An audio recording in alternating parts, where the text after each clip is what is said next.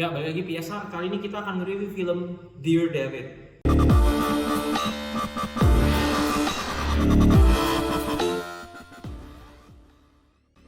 Film Indonesia original Netflix ya, dari waktu Indonesia bagian Netflix kalau nggak salah campaign-nya mereka. Merilis film Dear David yang disutradarai oleh Lucky Kuswandi. Yang Lucky Kuswandi sebenarnya terkenal dengan web series ya di YouTube. Dia banyak banget bikin web series di YouTube yang viral, trend, pada project brand. Jadi film ini tuh mungkin bisa disandingkan sama Dua Garis Biru, Like and Share, pokoknya film-film coming of age yang membahas tentang hal-hal tabu spesifik di seksualitas, dan mungkin nanti ada treatment ya isu-isu lain lah yang dibahas di dalamnya. Kalau di sini sih isu yang dibahas itu sensualitas, fantasi dari cewek bahkan spesifik gitu. Yang selama ini kita pikir fantasi itu mah cowok banget, cowok tuh identiknya mesum, kemesuman dan lain-lain. Tapi di sini digambarkan sebaliknya. Kalau cewek kan punya juga loh birahi seksual gitu. Cewek punya juga loh fantasi seksual yang bahkan mungkin lebih seksual daripada cowok gitu.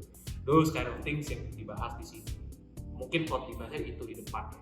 Kemudian kalau ngomongin soal hipnosis dan plot mungkin kalian bisa Google. Jadi gue akan banyak bahas hal teknis atau plus and minusnya dan soal.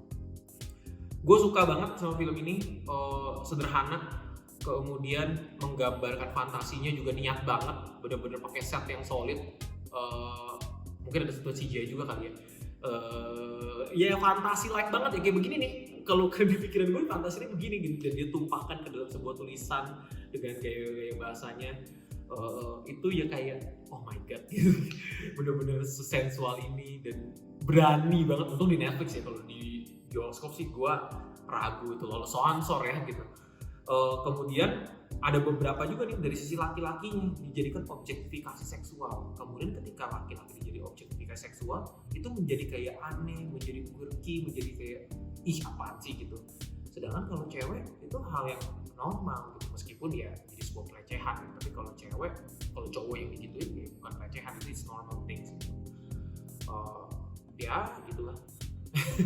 Ada satu lagi dari sisi yang orang yang mau bebas berekspresi, cewek mau bebas berekspresi, kemudian privasinya diganggu. Ya apa yang ada di sosial media kita, apa yang kita lakukan di luar sekolah atau di luar pendidikan institusi, ya itu haknya kita. Tapi kenapa itu menjadi tanggung jawab sekolah atau institusi, yaitu kritikan juga tuh hal-hal itu yang gue suka. Isu-isunya itu suka banget gue diangkat. Dan apa ya, cara penyampaiannya, editing antar sequence itu yang bikin kayak anjir dapat banget nih. Ya kayak gitulah gitu. Si sekolah gitu kan gitu ya, banyak kejadian di dunia nyata kita bahwa ketika orang ini ngelakuin sesuatu seakan-akan mencemarkan nama baik sekolah yang dimana dia sekolah. Padahal kan ya itu privasinya privasi, sekolah ya sekolah. Kalau dia di sekolah dia turut dan lain-lain, ya itu harusnya urusan privasi kita. Jadi sekolah itu nggak berhak karena ada hal-hal di luar sekolah terus menyita hal-hal privasi kita gitu. Atau seperti kayak ngelihat sekolah itu cuma mau baik sama orang-orang yang ya kayak naikin derajat sekolahnya. Ketika lagi interview, kamu yakin iya kamu baik apa, ngomongnya sangat-sangat tegas, thank you ya apa, mulai kayak ngejilat. Begitu ngomong sama yang kayaknya jadi suspected nih, penyebar dari si cerita itu kan, ceritanya di David itu kayak langsung kamu ngaku aja, udah kayak di press dan lain-lain, disuruh ngaku. Kemudian begitu bagus banget editingnya, begitu editingnya ke si cowok yang jadi objektifikasi itu langsung kayak gurunya juga sebenarnya nikmatin gitu. Even ini kan coming of age ya, orang remaja punya fantasi seksual, it's totally normal. Tapi begitu ternyata dibawa ke level kayak gurunya orang dewasa juga nikmatin. Bahkan ibunya si Lara ini ya, kalau nggak salah namanya Laras itu seorang jemaat gereja yang baik banget. Settingnya Kristen ini yang gue sangat suka, lihat banget jemaat yang baik, juga pelayanan, terus juga dekat sama pastornya, romonya.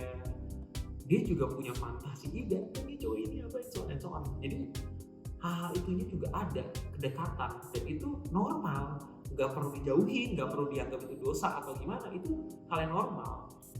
Untungnya kita dikasih dua sisi, ternyata di balik keburukan orang ini ternyata di sisi baiknya. Jadi contoh nyokapnya itu sebenarnya kan bisa dibilang munafik dan tanda kutip ya. Tapi di sisi lain ternyata ketika anaknya mengalami, udah kebuka semua nih sebenarnya, mengalami hal itu, nyokapnya malah ya gue tetap proud, bangga malu, gue tetap you're still my daughter and stuff gitu. Itu urusan orang di luar, gak peduli orang ngomong apa, yang penting gue nya gimana. Wah itu parenting bagus banget.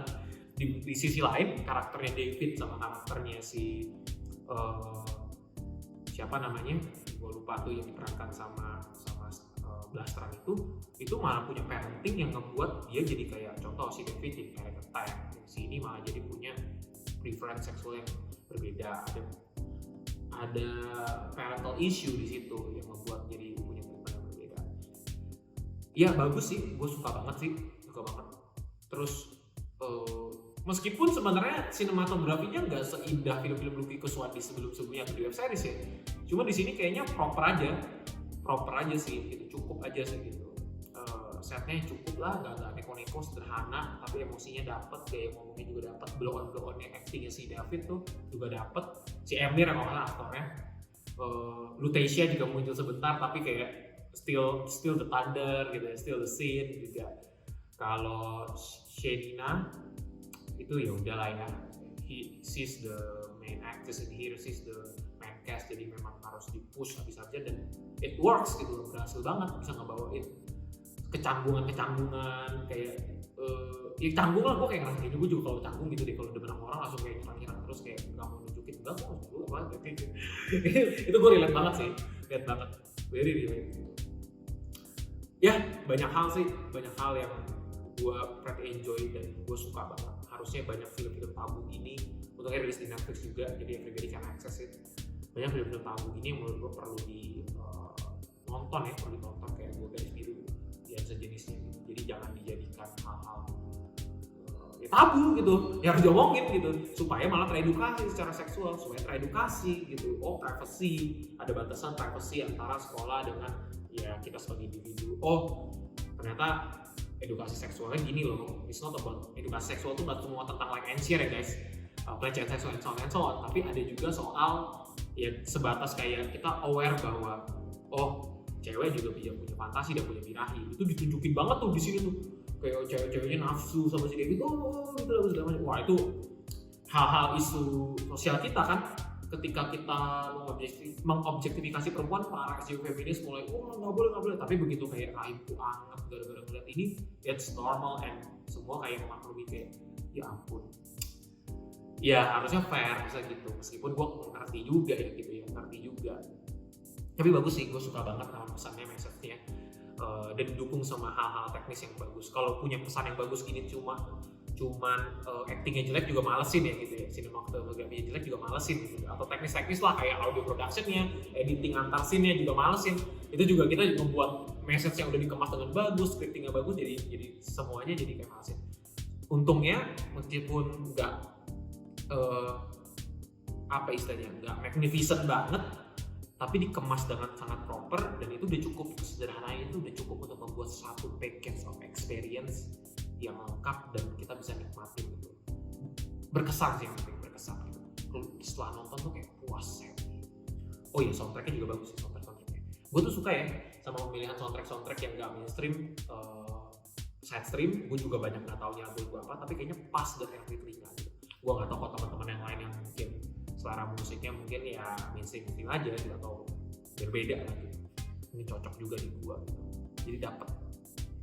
Itu sih kira-kira review gue tentang Dear David. Gila, akhirnya gue panjang banget review ini gitu.